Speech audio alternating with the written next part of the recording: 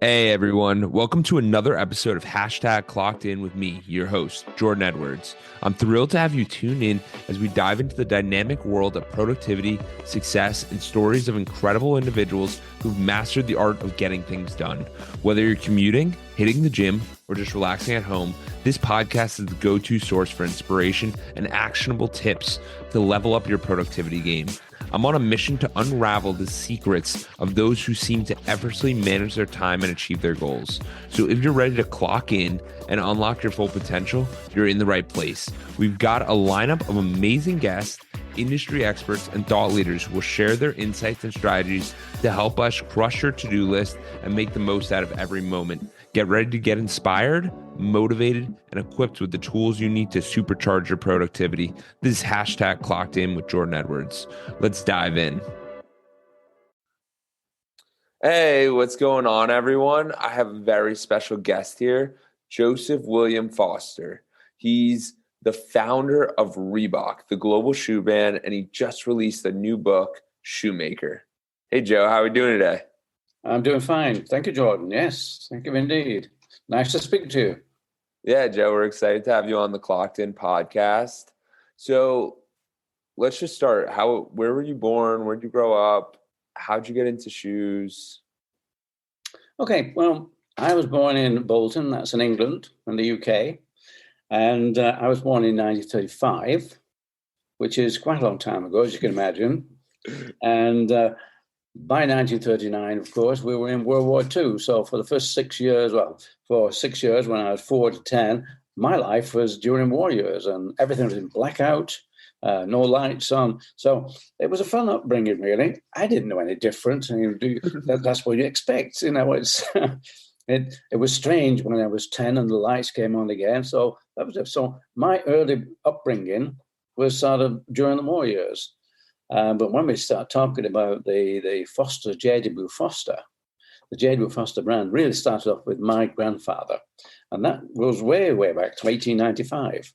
And in 1895, as a youngster, 15 years old, that's all, he made himself a pair of running shoes with spikes in the front. That was quite novel because as a member of the local athletics club, nobody had spike shoes. They just wore plimsolls or regular shoes to run in. So that gave him a big advantage. So as a 15-year-old, your grandpa was able to run. He might not have been faster than people, but the shoes made him quicker because it gave him such an advantage. Well, indeed, yes. I mean, he was a cobbler by trade, so he had a good idea on how to make a pair of shoes. And he thought that putting spikes in and running on a cinder track, which in those days there was cinders. So if you run on a cinder with just regular shoes, the cinders would slip away and you'd lose some traction. With spikes, well, he had an advantage. So instead of being halfway down the field, he was beginning to move up. In fact, he got to second. And that was like a big advantage, which his fellow clubmates took notice of. And did he do it just because he wanted to run faster, not that he wanted a shoe company or anything originally? I think that there was two things there. One, yes, to run faster. The other was that he saw this was a way forward. This was something new. This was not been done really as far as he was concerned. He learned his trade as a cobbler from his own grandfather. And his own grandfather, who lived about 60 miles away, he used to go and visit. His own grandfather was a cobbler. But as a cobbler, he used to repair cricket boots. And cricket boots, they had spikes in the bottom. And of course, he would ask his grandfather, why do they have spikes in the bottom? Well, it gives you more traction. It gives you grip. You don't slip on the grass when you're playing cricket. And I think that was probably a light bulb moment for my grandfather. He thought, well, why don't I do that in a pair of running shoes? Yeah. So from his point of view, that would give him an advantage. The other thing was it was novel. It was new. Why not? Possibly there's some business here. Do you think maybe? Oh, maybe. Yeah, it sounds exciting. It sounds new. So then the generation in between you, your father, he went into the shoe industry as well, right? Yeah, well, if you think my grandfather started off really at the beginning of the 20th century, by 1900, he made his own first shoes in 1895. By 1900, he had a business because all his fellow athletes and all the athletes within a few miles of him, they wanted those spike running shoes. So by 2000, he set himself up as J.W. Foster. And he was making running shoes for local athletes and athletes throughout the UK. However, we had a war to intervene. World War II came along. So from 1914 to 1918, they were repairing army boots. Running Oh, shoes because were not everyone really had to go. employed. Everyone had to Yeah, assist with the war yeah, efforts. that's right. But by the time 1920 came along, they were back into making running shoes. And this was my grandfather Joe's. This was his Barry Park, the 20s. Fantastic decade for him. In 1920 itself, in Antwerp, he was supplying the Olympic teams with running shoes. Wow. And 24, it was 24 and 28. He had lots and lots of gold medals. But what stands out amongst those gold medals are three in particular. One was Harold Abrahams, another one Eric Liddell, and the third one was Lord Burleigh. Now, they're the athletes who were actually immortalized in the film Chariots of Fire. So he made those shoes when they were actually breaking the records and earning the gold medals.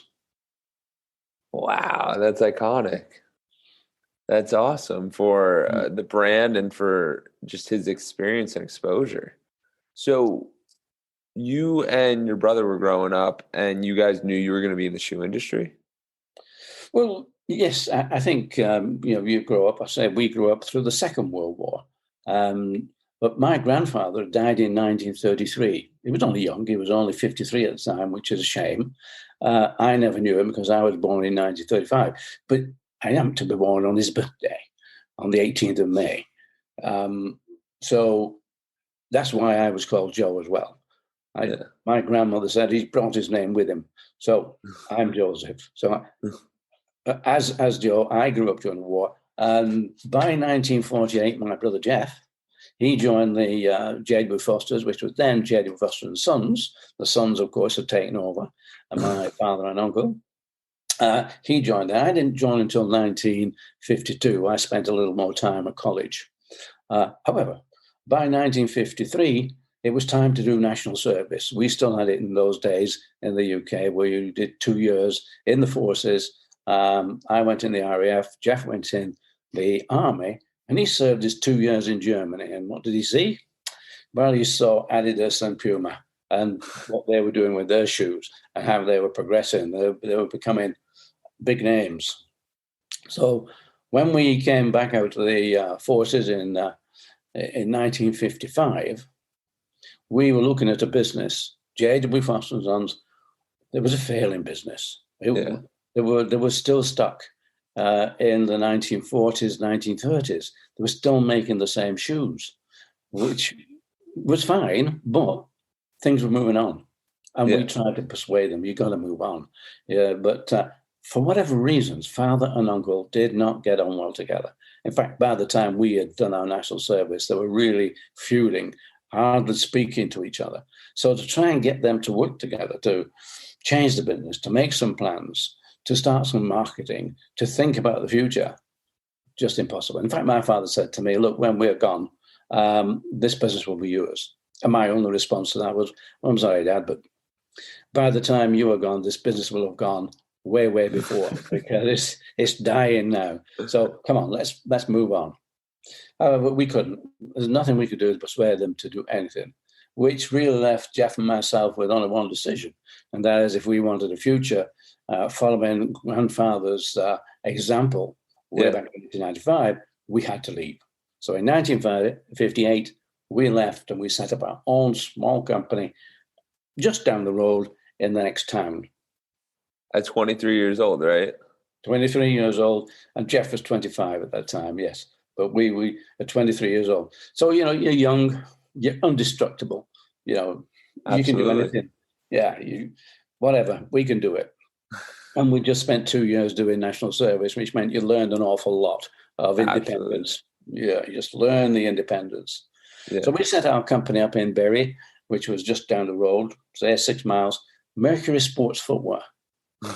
we thought that was a good name. We had the winged messenger as our logo, which was very good. And it was fine. For 18 months, it was fine until our accountant, because we were doing okay. We were doing nicely, thank you. And our accountant said, you better register your name, Joe. But register Mercury, because if you don't register that and other people see it's doing well, they'll copy you. Okay. Oh, okay. Okay, well, don't copy you. So we've got to register it. So we applied to the registrar, and the registrar came back to say, I'm sorry, Mercury is already pre-registered by British Shoe Corporation. So they'll sell it to you for £1,000. Well, oh my God. In those no one days, saw you guys coming. Today, that's just back pocket money. But in those days, that's like me saying to you, well, you can have a brand for $100,000. Yeah, it's just absurd. So that was a no-no. But the patent agent had seen, he said, look, what you need is you've got to bring me about 10 names, he said, because putting these through the register, if you do it one by one, you might be for a long time. So let's get 10 names, let's check 10 names through. And the guy, the patent agent, I was in his office at the time, and he pointed through the window and he pointed to a sign, Kodak. And I said, Kodak, what? Why Kodak? He said, because Kodak means nothing. It's an invented name. It's made up. It's not like Mercury. We all know what Mercury is. No, this is just an invented name. So bring me 10 names. You think of going back and trying to think of one name, never mind 10 names. Yeah. However, we sat down there and we had lots of birds, lots of animals. But during that war, 1943, I was only 8 at the time, I won a race, and the prize was a Webster's dictionary, an American dictionary of all things, would you believe? I don't know why during the war it would be American dictionary, but there, it's American dictionary. And at the time, we were looking for names, and I thought, well, the letter R, I like that letter R. I'll just see what I can find in this dictionary. So I'm thumbing through the dictionary, and I come across Reebok, R-E-B-O-K, a small South African gazelle. Oh, gazelle, rung a bell. Ooh. That sounds good. That sounds brilliant. Put this at the top of the list. So with all the others, this at the top of the list. I go back to see the patent agent. And I said, look, I know we've given you 10 here, but this is the one we want. We have got to be in love with this. This has got to be our passion, because, we've got to make it work. Yeah. And as it happened, it's the only one that came out that we could actually register. But the registrar said, I can only put you in Part B of the register. What's that? Why Part B? Well, he said, if somebody comes to me and says, we're making shoes out of Reebok skin, I can't stop them. We can't do anything about it. However, Jordan, 20 years later, he came back to us and said, we've now moved you from Part B to Part A. Thank God. Now everybody knows that Reebok is a shoe. Yeah. What a story around the name. You got lucky there. Part of it's luck, part of it's triumph, but it's crazy that it's stuck the entire time. A big part of life is luck. And a big part of our life, we've had our bad times. We've had some sad times. But you've got to look and you've got to recognize when your luck comes along. And luck has come along a few times, because we registered, of course, as Reebok in 1960. And it was only about 3 or 4 years after that Adidas came along, because we had 2 stripes. They have 3 stripes. We had 2 stripes and a T-bar. Yeah. And they said, look, your 2 stripes and your T-bar is an infringement of our 3 stripes. And either you got to stop doing this or we'll sue you. Yeah. So we were delighted. Can you think? Adidas, they've seen us. Yeah. Yeah, we're a small company, and Adidas now, they're telling us, look, we're infringing them. That's brilliant, because they've noticed us. So we didn't look at that as a bad thing. We looked around, got 1 or 2 ideas, and came up with the arrow, which you see on the side of the shoe now, and we put a lateral stripe on as well. So that brought us, again, a different silhouette to our shoe. And that silhouette is something that people now recognize for a long time, but it gave us a different recognition. So again, in many ways, whilst Adidas didn't like us doing what we're doing, they did us a good turn. That was another piece of luck, because we then ended up with a silhouette which was much more original than the two stripes we had. Yeah. See, and that's amazing. I love that perspective where you go, the big guy finally, they're trying to sue us by a big company, and you're like, no, they noticed us. We're big. We're getting bigger. This is exciting. Yeah. I love that perspective. Well, I think that one of the things in life that you have to have is the optimism and the view that most things that could be a problem and seem to be a problem when it hits you could actually be a bit more luck, a step forward, and you're going to see what you can do out of anything that comes along. Can you turn it around, and can you turn that around to your advantage?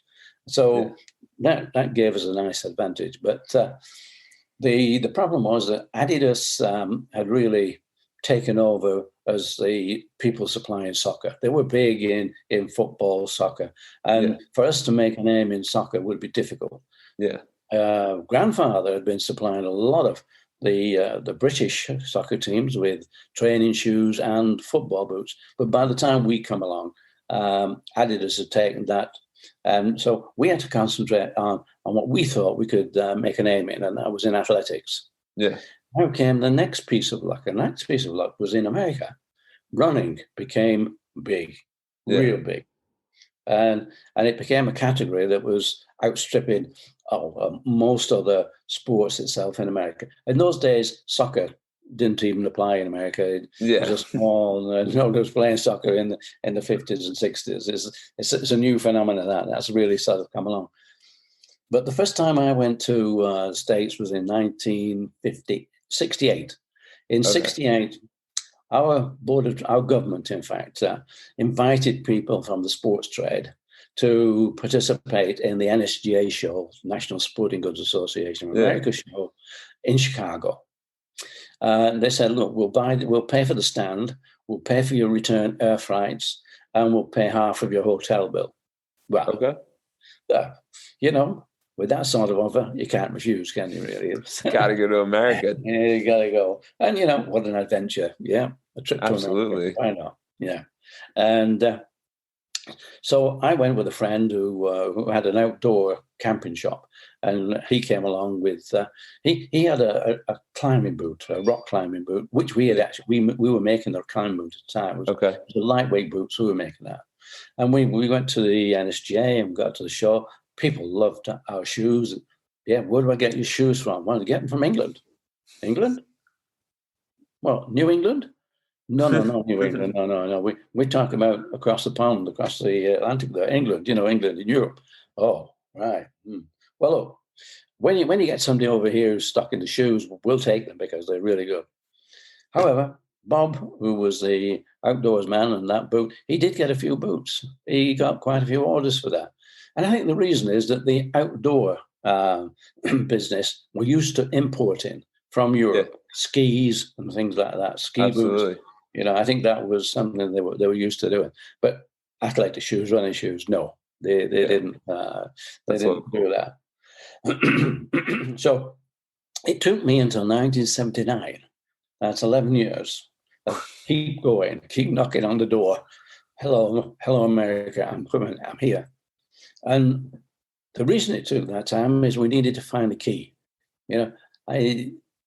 People will buy your shoe if they need to buy your shoe. If they don't, they won't make the effort. It's okay if it's that. So we needed a key. And the key came through Runner's World. Okay. Runner's World was the running magazine that had really started the craze and really was the Bible. Everybody looked at Runner's World. Everybody looked at the shoes in Runner's World. And Runner's World rated those shoes. At first, they were rating them number 1, 2, 3, 4, 5. And number 1, all of a sudden, when they actually, I think it was the August edition, was the shoe edition. When they came out with that, everybody wanted the number 1 shoe. Yeah. Well, of course, whoever that was, maybe Nike, maybe New Balance, Brooks, whoever was number 1 at the time, had no chance of fulfilling all the requirements, the numbers that everybody wanted their shoe. So it took a couple of years, but with a bit of pressure on Bob Anderson, who was the publisher of Runner's World, he sort of gave way, and he decided he would do 5 stars or star ratings. 5-star was the best one, working out 4, 3, 2, and 1, whatever it was. And so the key for me was to get a 5-star. Yeah. And in 1978, I designed a shoe, Aztec, which we launched for it was the Commonwealth Games in Edmonton, and we got quite a few golds. We had a good time with that. So by January of 1979, NSGA show again in February in Chicago, we had the show. We had the shoe there into the show. Lots of good comments. Yeah, like that shoe. Kmart wanted 25,000 pairs. Well, yes, okay. But Paul Fireman came along, and we sort of hit it off right from day one. Yeah. He was a good guy and reasonable, and he said, Joe, I'd like to sell your shoes, but we need a 5-star shoe. We need something that we can sell. And I said, Paul, I think we've got a 5-star shoe, but we got to wait until August when the shoe waiting to come out. Yeah. And it was early on, I don't know what day, but I think it probably comes out just before August. And we knew the day was coming out. And I rang Paul, said, Paul, can you nip down to the kiosk and just buy the Runner's World and let's see where we are with this? An hour later, he came back. Joe, we got 5 stars. Oh, brilliant. We were over the moon. That's sort of one of those days that you only dream of. Yeah. And he also said, but your other 2 shoes got 5 stars as well. And that was a track spike and a racing shoe. So that was the key, and Paul Fireman was the door. We now had access to the USA market, which was the big market. So at this point, you have 3 5-star shoes, which gives you the authority. And then Paul is where does Paul, he's the salesman or he's the financer? No, Paul was, Paul with his brother and his brother-in-law, they were running a small distribution company called Boston Camping. Okay. And Boston Camping, I thought, well, fair enough. He's got distribution in the USA, the Bolton, the Reebok product, and we've got distribution. But however, when I went back next time to see Paul, they just dissolved the camping company, and Paul on his own, he would be the distributor. So he set up the Reebok distribution for USA. Oh, wow. So it was a partnership that came in. They had the distribution. Let's set this up. We'll make the shoes here. Well, he got a license. We gave him the license to do the distribution. Yeah. The problem now is, of course, that we're a smallish company still. If we'd have taken Kmart on 25,000 pairs, that would have taken us 6 months to produce. Oh, wow. However, I mean, we knew this. We knew that if we were going to hit the American market, we needed to get some volume. So we needed assistance. And I'd already been talking to Barter, who probably the biggest shoe company in the world, if you take all the manufacturing. They had a place in the UK down near London, and they were willing to make some shoes for me. But I'd also been talking to an agent of some South Korean production people, because Kmart said, yes, they'd take 25,000 pairs, but they needed them at a better price, a much better price than we could produce in the UK. Yeah. And when we talked to the people in South Korea, yes, we could get it there for less than half the price of manufacturing in the UK. So we now had 2 things to do. We had to get production, and we had to also look at getting cheaper production, which was fine. However, my biggest problem happened when Jeff, my brother, at that point, he got ill, he got sick, and he died. So sorry. Well, I mean, it was the saddest day at that time. Yeah. It was terrible. But again, it wasn't a question that you can just sit down there and just forget it. No, it probably spurred me on more to make sure that we made this a success. Yeah. And I had to bring people in to run the factory. And then Jeff would have actually taken on the job of going to Barter to get Barter to make the shoes the way he would make them in the factory. Yeah. He concentrated on working in the factory. I was concentrating on sales, marketing, advancing the company. He would have done that. Well, I had to do that instead of him. He would have also gone to Korea to set things up out there. But I had taken a trip to Korea in 1979 in November and seen the product. The product was great. In the book, it's an adventure that going out to Korea because I had a special ticket. It was around the world in 80 days or less. Yeah. First class standby. And it was a Pan Am ticket. Pan Am had two planes. One went east and one went west around the globe all the time. Just kept going around the globe, either east or west. And 1 hour went on was east. But that's a good story. It's part of the story in the book. But what happened then is that, okay, the South Koreans, the production, there would be some time before we could start on that because they needed at least, I think it was 250 pairs a day. Yeah. To go through just one production line. Yeah. And before that happened, we got barter going. So barter would be a little more expensive. And we got 20,000 pairs to satisfy the demand that Paul Fireman was then receiving. Yeah. Oh, the unfortunate problem is, though, that we've been using a new cushion material for the sole, which was EVA. Yeah. And Barter, big company, they had their own rubber factory as well. And Oh so my God. they put the EVA, they started putting the EVA through the rubber factory. Unfortunately, being so new, they hadn't checked out the curing times or something. And these shoes, when Paul got them, they started coming back. The midsole were collapsing. Oh no. Not all of them, but the bottom line to this is he never paid for the 20,000 pairs of shoes he got, which helped him get through the period until the South Korean production came up. Yeah. Now here is another problem because once South Korea comes on, there's no credit line from South Korea. You got a credit line from Barter, that's okay. So we could you could afford it. That was nice. Yeah. But there's no credit line in South Korea. You've got to put your money up. Or you've got to get a letter of credit, which means your bank has got to put the money up. Yeah. So it was a test now. How do we finance this? So we talked about, was Paul the financer? His money soon went, but he was 100% behind this. And by good fortune, we met one or two people to try and finance the company. One of the companies, in fact, had turned down Nike when Nike was looking for finance. Really? And his response was, well, I don't want to be the guy that backed the wrong company. Well, he didn't back either company. Yeah. Along came Stephen Rubin. Stephen Rubin is Pentland. They're a British company, a good-sized British company. But Stephen Rubin had a number of companies. In fact, he's called Mr. Sneaker now because he owns a lot of things.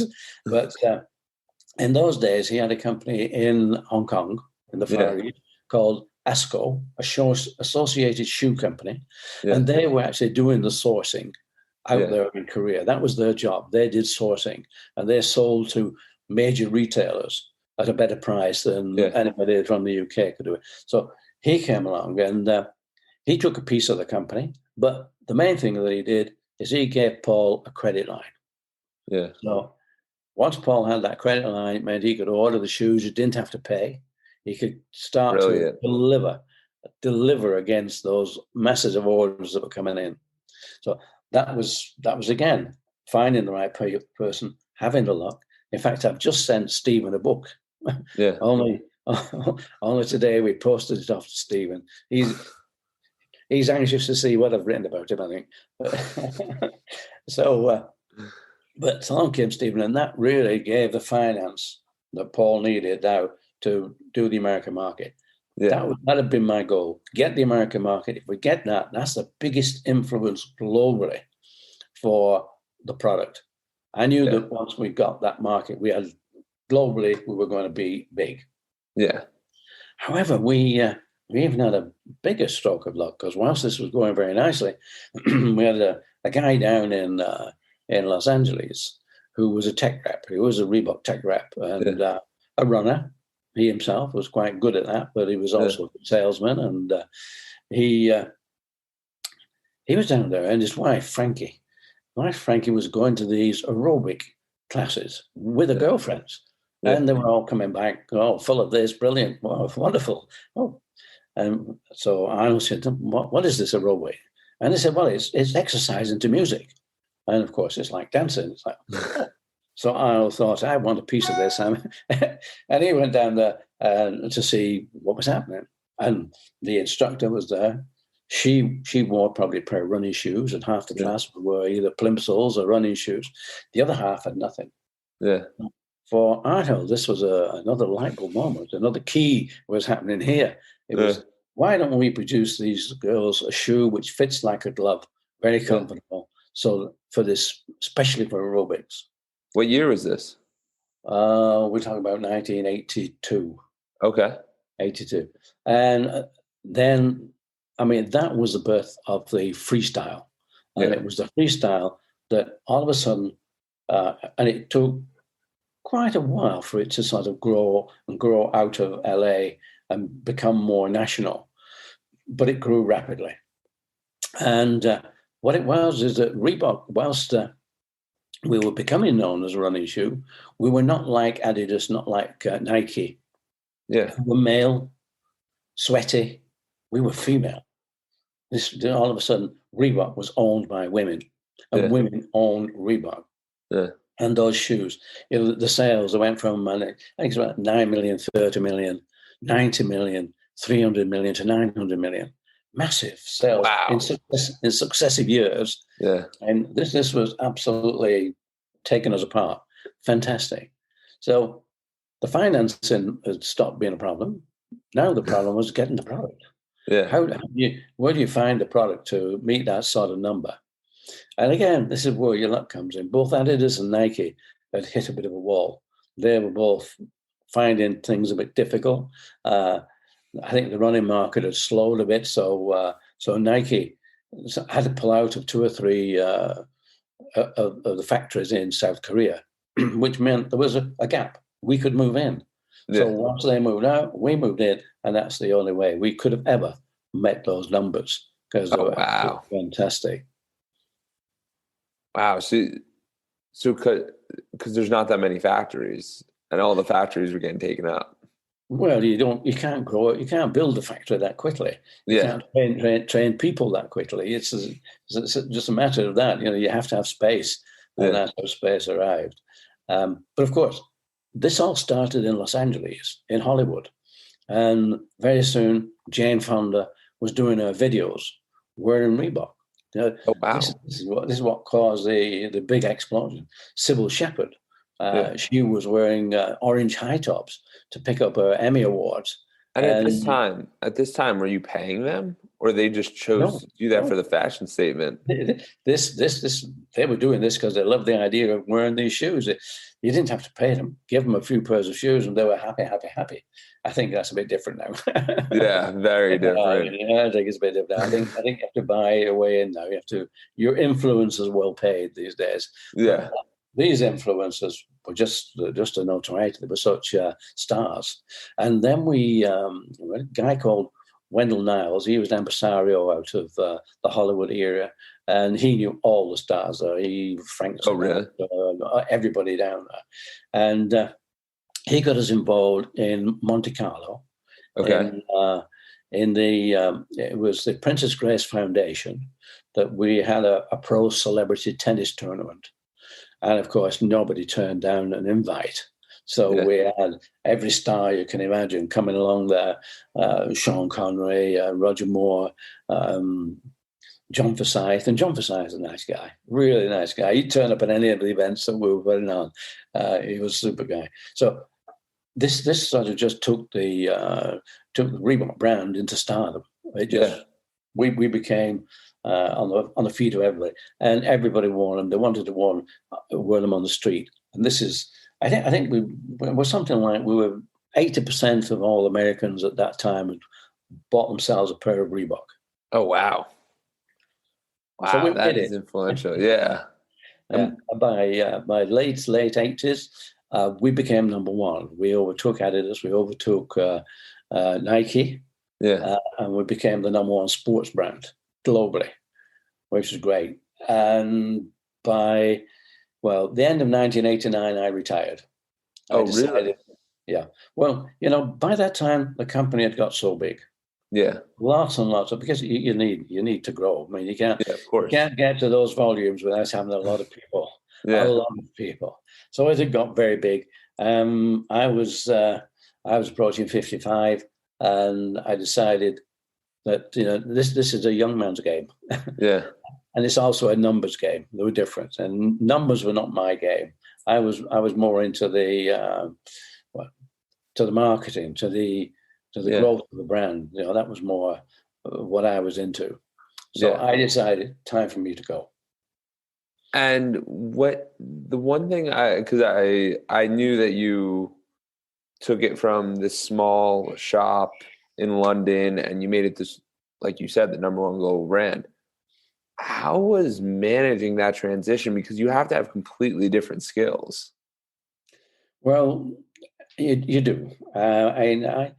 Once we got Paul Fireman on board in the United States, and Paul and I, we had a good agreement. He would look after America, because I knew Okay. that the better he did in America, that would drive the rest of the world, and I would look after the rest of the world. I would globally put on all these different distributions around the world, which was not a difficult job to do, providing Paul did a good job.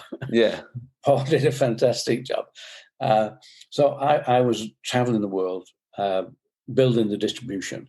And by the time I retired, the distribution for globally, apart from America, had gone over the $1 billion mark. Oh, So wow. we had a big distribution. Yeah. And at that time, I think it was decided that really we were doing this in the UK. We were doing globally in the UK, and Yeah. America was on its own. And it Yeah. was decided that everything would go, try and put it under one roof in America. Yeah. So really, the need for globally to be done was beginning to end. Yeah. And I didn't want to go and spend time just sitting on an airplane, which it had become that way. I was flying probably 2 or 3 times a month globally. I was just going around It to was just different. becoming tedious Yeah. and exhausting. And when you arrive at the airport, they pick you up in a limousine, you go down to the best hotel, you sit and you have meals, you talk, and then you get another plane. Yeah. So, the thrill, the energy it needs to develop the brand and to grow the brand, now it had moved into something else. And it had moved into a big machine, which was almost automatic.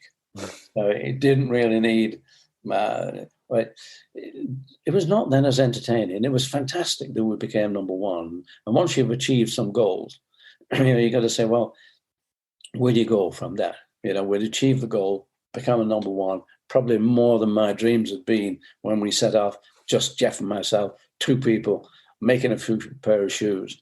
And 30 years later, you're number one brand globally. That's incredible. Yeah, where do you go from that? You retire and spend some time sitting on a beach. Well, almost.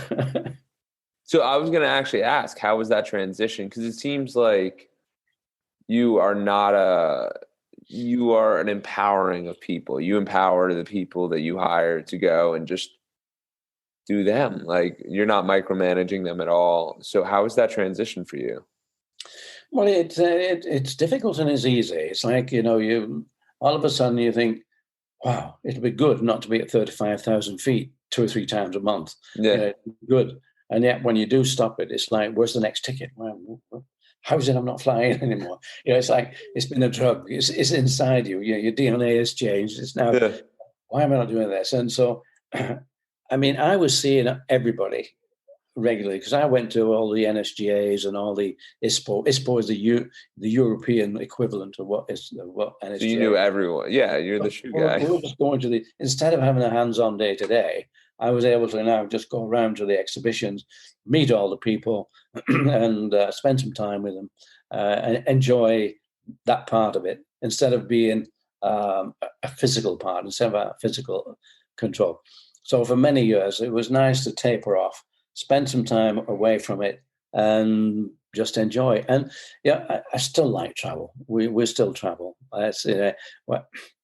Normally, we would be in Europe right now. Probably right now, we're talking about October.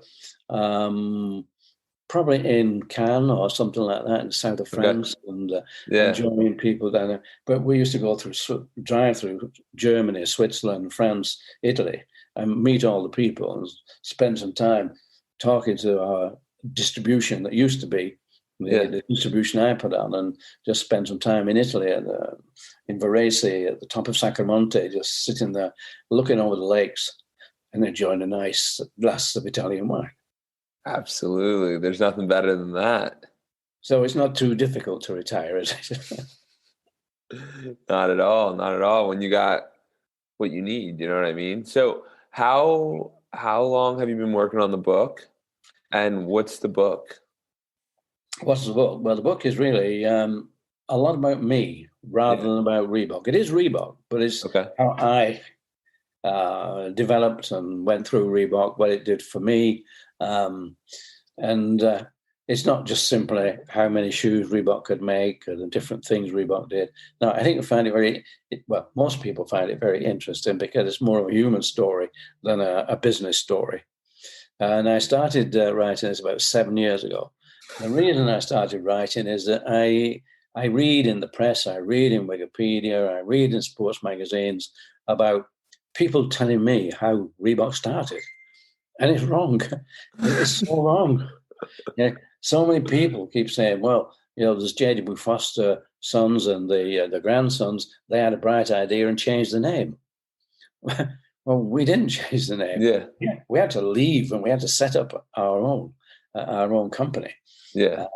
So yes, the family tradition, which is the DNA I have, of course, dates back to 1895 and just probably beyond that to my grandfather. So we share that family DNA, but not the company name. Yeah. And so it just needed, the story just needed putting straight. And I hope this is what it does, that it puts the story straight, and instead of people guessing as to what happened. Absolutely. And then the best thing about a book when it comes out is that generations and generations and generations, everyone knows it. Well, it's out on October 1st. It's now available in America through Amazon. It is now available in the USA. But if anybody wants one signed or dedicated, because of COVID and lack of travel, they can come onto my website, which is the jwfosterheritage.com. Go onto the website, and they can buy a book. Can buy more than a book. Can buy as much as they want, and I will sign them. So we've already sent lots and lots and lots over to America and around the world, and I think we're about 600 books now signed. Oh wow! So if people want a signed book, they go to jwheritage.com. I'll drop that in the show notes too. Yeah. J.W. Foster Heritage, yes. J.W. Foster Heritage, and I'll drop that in the show notes too. Okay. So everyone can grab that. Because who doesn't want a signed copy? It's so unique and cool. Well, we can arrange for you to have a couple of these. Oh, I can't wait. Need an address. I can't wait. So a couple more questions. When did you feel, because there's so many people listening right now that are like, until I get here, I'm going to make it. And I feel like I'm accomplished. When did you feel like you guys made it with Reebok? Was there ever a feeling? Or was it always more and more and more? Well, it's always step by step. Sometimes they're very small steps. But I think that when we got the 5 stars for Aztec, that was the key. That opened the market. Yeah. Once we'd opened the market in the USA, that I knew we'd made it. That's what I needed. So that was the first one, and of course, achieving number 1 sports brand globally, that was a fantastic thing. But I mean, by then you've made it. If you're talking about when do you know? Look, there are lots of entrepreneurs, and lots of people have brilliant ideas, and lots of them will never make it. But that should not deter you from trying, because so many people will say, "No, you can't do that. You can't do that." If you talk to people, you don't have a plan from day one that takes you to become globally number 1. You don't have that plan. Your plan is really, how do we get the next step? And then the next step. So you take the plans And if somebody said, well, those plans are, they're too much dreams, there's too much imagination, don't worry, keep on. You've got to do it. If you can dream it, you can make it. I love that. And this is from the founder of Reebok. He's saying if you can dream it, you can make it, which that should inspire everyone to go after their dreams. I love that, Joe. Yes, hopefully. I love that, Joe. And now my last question is, what do you think the major distinction is between those who do make it and don't make it? Is it just that they try? I think what you've got to do, of course, to make it big, usually it means you're going to have a big company. Yeah. Which means you've got to have a big team. And if you're going to make it, you've got to be able to build that team. And you've got to be able to step back piece by piece to allow that team to run the company. Yeah. Because you can't do it yourself. Yeah. And the less you yourself have to do, at the end, you should have nothing to do. Yeah. You should have a good team and let them come to you. But, you don't want them to come to you. You must tell them, don't come to me with a problem. Yeah. Come to me with the answer. Yeah. And if you have a problem with maybe 2 answers, we'll discuss it. Yeah. We'll figure the best one. But you're not there to answer everybody's problems. That's not what you're there for. You take a team on because they can do it better than you. If you can do it better than them, then you do it. But you need people who can do it better than you. And I had a number of people, and they're still good friends, who really can do things better than I can do things. Yeah. Possibly the best thing I could do was to help bring them together as a team. I love that. It's the connector. So we need to have a strong team if you want to make it big. I love it. Yes. Joe, you're awesome. Thank you so much for coming on the podcast. I really appreciate it. It's been a pleasure. Yeah, why don't you send me your address and we'll get you a book? Absolutely. Absolutely, Joe. I appreciate that. You can do that with Julie. You've got all the... Absolutely, we'll do. Yeah. Okay. We'll do. Awesome. It's been a pleasure. Thank you for reaching the end of the podcast. For that, we'll give you a complimentary coaching session in the link below with Edwards Consulting. Hope to see you there and have a great day and keep clocking in.